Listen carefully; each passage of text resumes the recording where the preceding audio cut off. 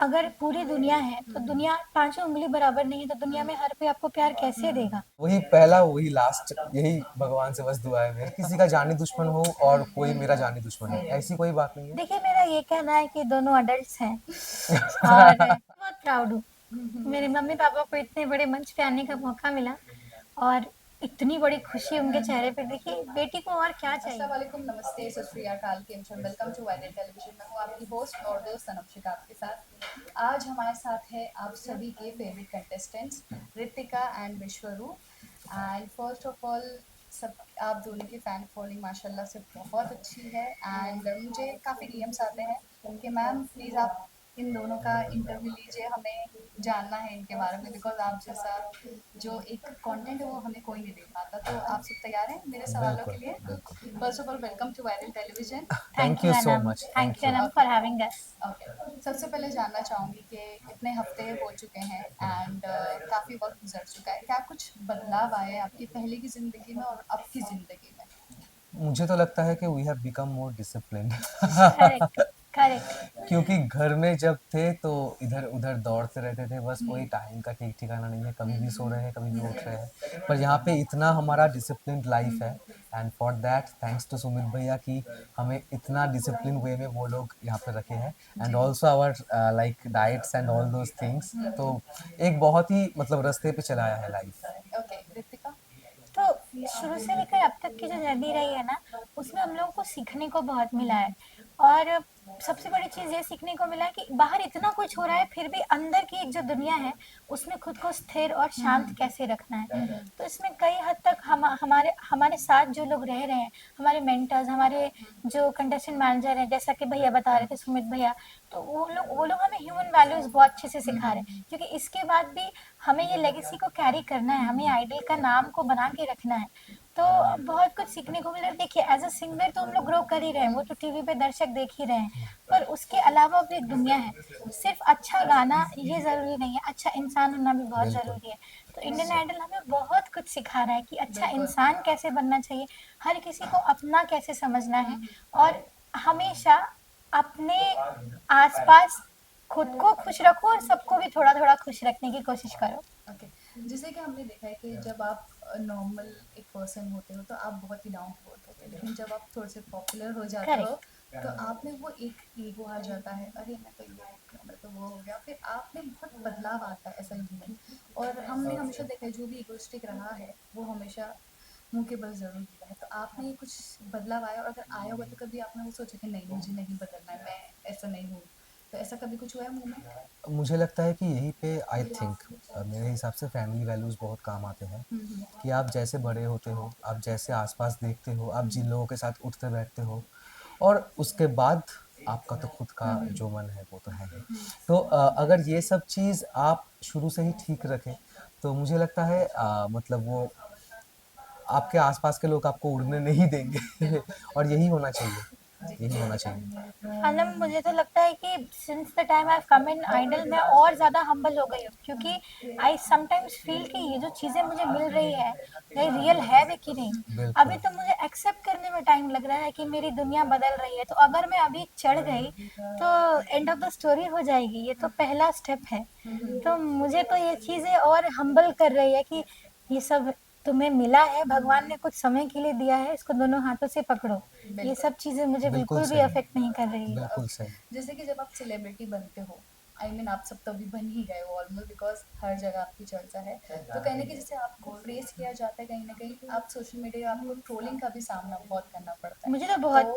आपको सभी मिस को मी होता है। स्पेशली मैं जानना हाँ, रितिका कि किस किस तरीके से आप वो चीज़ें हैंडल करती हैं? देखिए, अब अगर पूरी दुनिया है तो दुनिया पाँचों उँगली बराबर नहीं है, तो दुनिया में हर कोई आपको प्यार कैसे देगा। हम्म।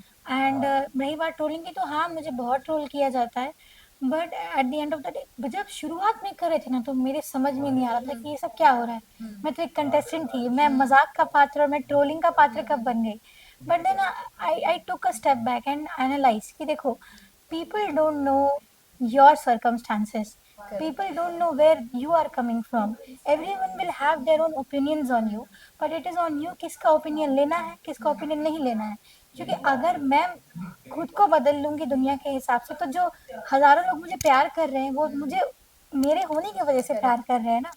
तो ट्रोल करने वालों को मैं यही कहूंगी कि आपको जो अच्छा लगता है वो आप करिए, but at the end of the day I carry it all with a smile and I only have love to reciprocate, और कुछ नहीं। विश्वरूप, आपने कुछ चीजें हैंडल की ऐसी? देखिए ऐसे तो हो, मतलब कुछ लोग आपको अच्छे बोलेंगे, कुछ लोग आपको बुरे बोलेंगे, पर आपको मुझे यही लगता है कि जो लोग आपसे सच में प्यार करते हैं, आपको वैल्यू जो करना है लाइफ में मेनली उस बात को ही करना चाहिए, क्योंकि आपके लाइफ में जो इम्पोर्टेंट लोग, आपके माता पिता हो गए, आपके गुरु हो गए, आपके भाई बहन, आपके दोस्त, जो भी आपके साथ है, वो आपको जो वैल्यूज सिखा सकते हैं, मुझे नहीं लगता कि और कोई वो वैल्यूज आपको सिखा पाएगा। ओके, तो ये काफी कहा जाता है कि अरे इंडियन आइडल तो स्क्रिप्टेड है, ये सब स्क्रिप्ट का पार्ट है, ये सब फेक है, ये वो है, तो आप उस चीज पे क्या कहना चाहेंगे? फॉर देम आई, मैं बस यही बोलना चाहता हूँ कि वेलकम टू आवर सेट्स, एक आप बार एक एक दिन बार शूट आइडल का देखने के लिए ऑडिशन दे आइए, के देखिए, मैं यही बोलना चाहूंगी। और शूट भी देखने के लिए एक दिन आइए प्लीज।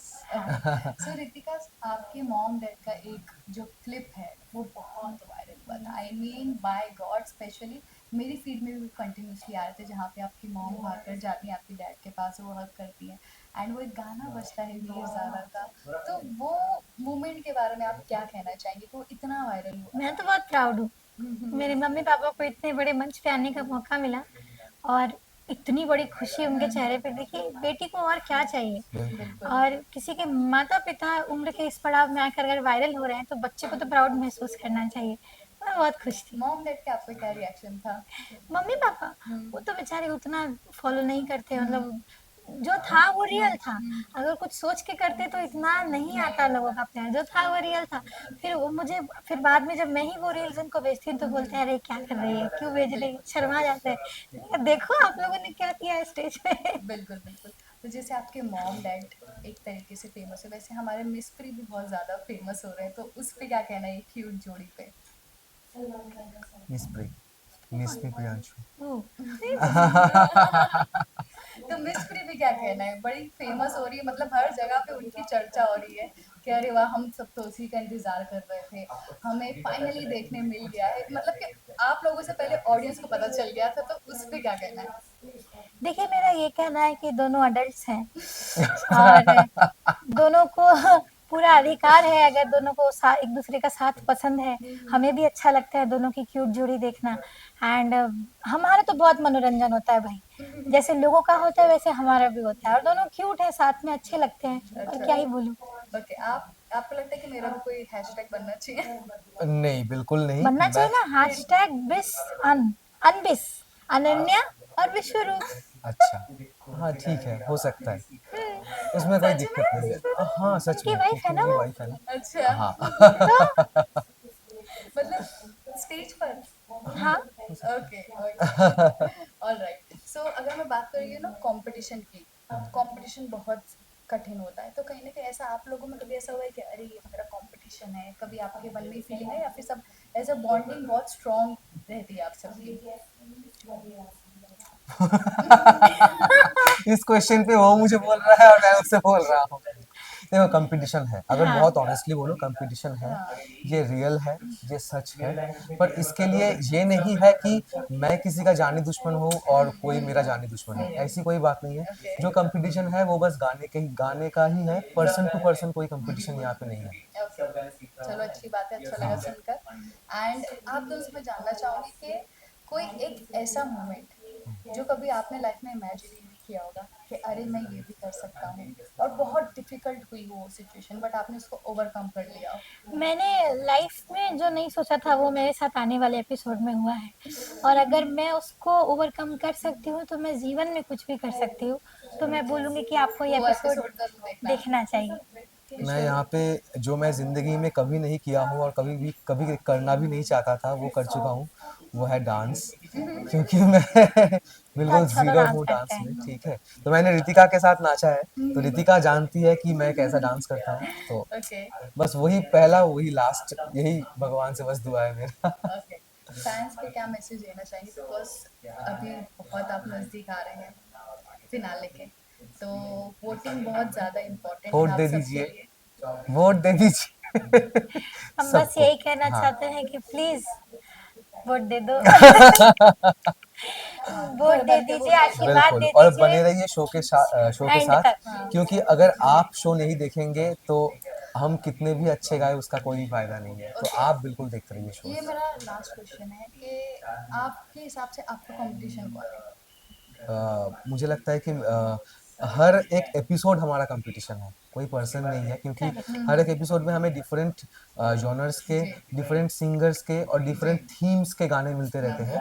तो वो I think that song is my like competition, and it is my friend also. मतलब कंपटीशन भी वही है और सहारा भी वही है जो हमें उस कंपटीशन के पार ले जा सकते हैं। रितिका आप मैं आपको एक फन फैक्ट बताती हूँ। मैं अपनी मम्मी से बात कर रही थी, मैंने उनको बोला कि मम्मी, ग्रैंड प्रीमियर से लेकर अभी तक टॉप 16 से टॉप 11 तक मैंने 17 सिंगर्स के गाने गा दिए हैं। तो इससे ज़्यादा मैं क्या कंपटीशन खुद के लिए बोलूँगी कि मैंने मैंने जो इमेजिन भी नहीं किया था। मेरा एक जॉनर था, एक सीमित एक दायरा था, और अभी तक मैंने 17 सिंगर्स की आवाज़ में गा दिया है, का गाना गाया है, जिसमें मेल भी रहे हैं और फीमेल्स भी रहे हैं।